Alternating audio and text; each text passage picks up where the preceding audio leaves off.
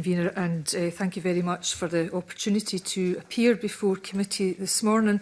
And I would like to thank committee for accommodating my request to move this session from last Wednesday due to the stage 3 of the Victims' Witness and Justice Reform Bill. That is much appreciated. I very much welcome committee's inquiry into drugs and prison, which recognises the significance, the harmful impact and the dynamic nature of issues relating to illegal drug and substance supply in prisons. And this includes concerns about the rise in strength of synthetic drugs, the impact on people in prison and, of course, prison staff, and the importance of access to effective rehabilitation and support, which I am aware that you've taken evidence on.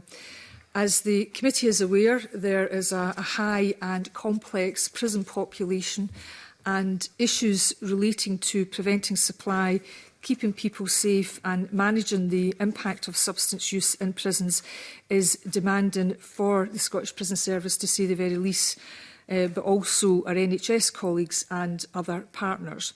And I would like to put on record my thanks to the hard work and dedication of the staff in these organisations to keeping people in our care and their colleagues safe.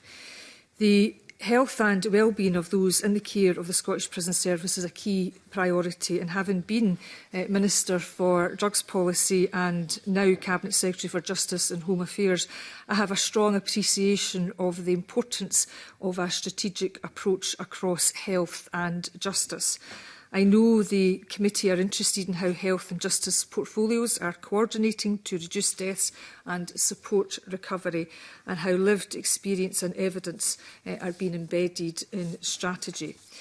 As you may be aware, I chair a cross-portfolio ministerial group on prisoner health and social care, which provides clear leadership and helps ensure a joined-up strategic approach to health and social care within prisons.